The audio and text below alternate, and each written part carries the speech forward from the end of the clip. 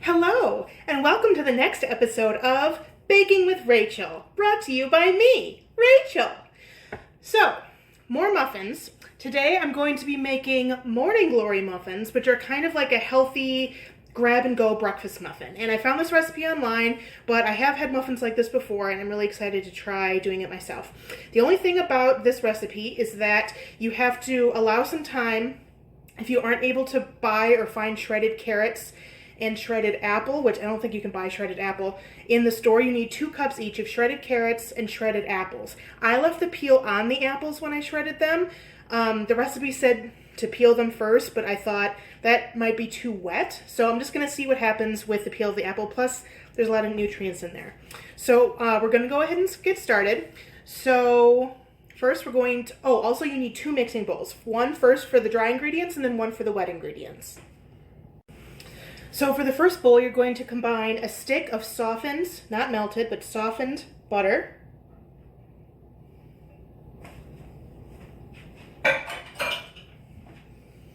And 1 cup of sugar. No, I'm sorry, 3/4 cup of sugar. And 3 eggs. Now, I'm fortunate enough to be at a place where I can go outside and grab farm fresh eggs from the chickens outside. That was redundant. Of course the chickens live outside. So they're this beautiful kind of beige color. And they're nice and big. Whoops. So you're going to mix those 3 things together. Now I have my whisk right here.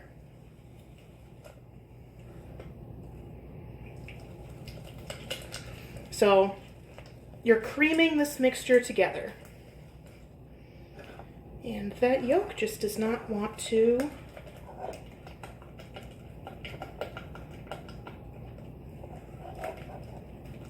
there we go.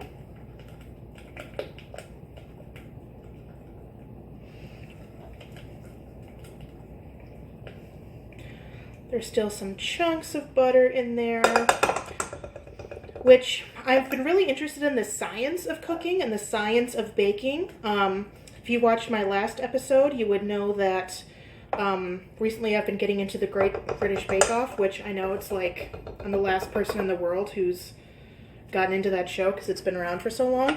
But they really do talk about the chemistry of baking and how different temperatures of the water that you put into your mixes affects, say, how the gluten will break down, how much kneading you do of a certain kind of dough. So that's all very interesting. So anyway, so that's my wet mix. Then you're going to add 2 teaspoons of vanilla, your 2 cups of grated carrots, and your 2 cups of grated apple. Now, I just peeled my apple. I probably should have squeezed a little bit of lemon in there.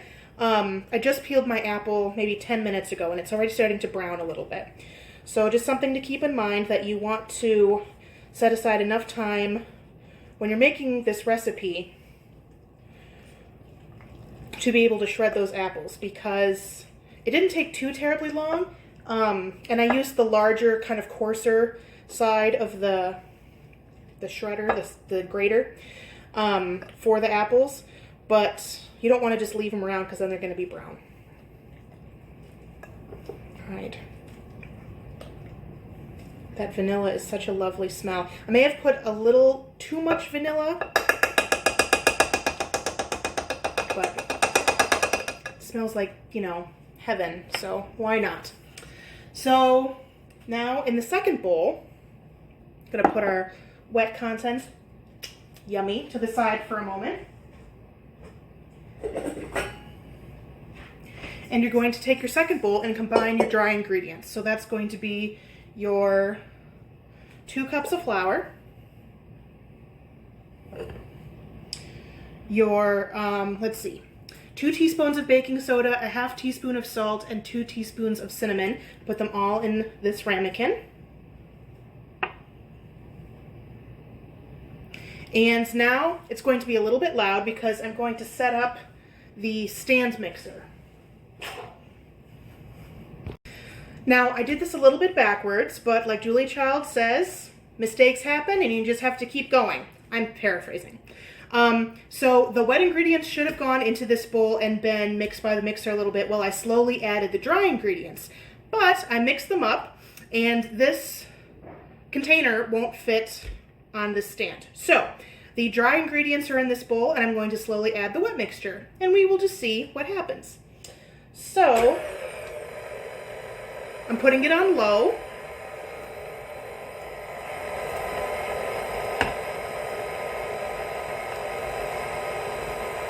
Slowly adding my wet mixture. And that's all getting folded in, ooh, quite nicely.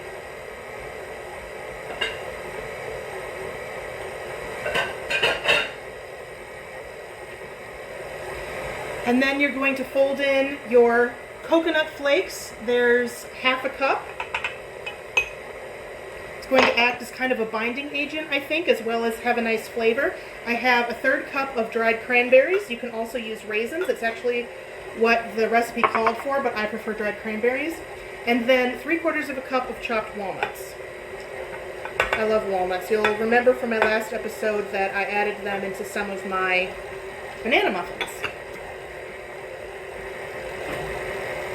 Alright, so I'm waiting for that to look nice and folded in together, nice and mixed.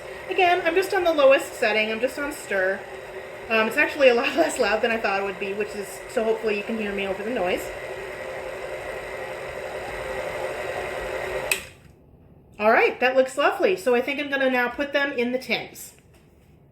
Alright, so you could do probably a smaller muffin tin, and then you would have more muffins. I obviously did not go that route. I went with my 6 muffin tin. Oop, now we're sliding the wrong way. Because I wanted this to be kind of a grab and go breakfast for me. The serving size is like 1.5, 2 muffins, I think. And I mean, I'm a big girl, I like to eat, so I figure, well, I'll just make the muffins larger, then I just need 1 to fill me up, especially since it has all these yummy fruits and nuts and vegetables. So hopefully they'll bake through correctly. This is a learning process, this is a learning experience. Hi, sweetie. I'm dog sitting, so there's a very cute little pooch under my feet. So yeah, we'll see how they look when they come out of the oven. These are going to bake for between 25 and 30 minutes. All right, they're out and they look perfect. This cool crack on the top, a nice kind of crusty surface. Because I had them in these bigger cups, it took probably the full 30 minutes to bake. But yeah, as long as you keep an eye on them and then put the toothpick in and it comes out clean, we're good to go.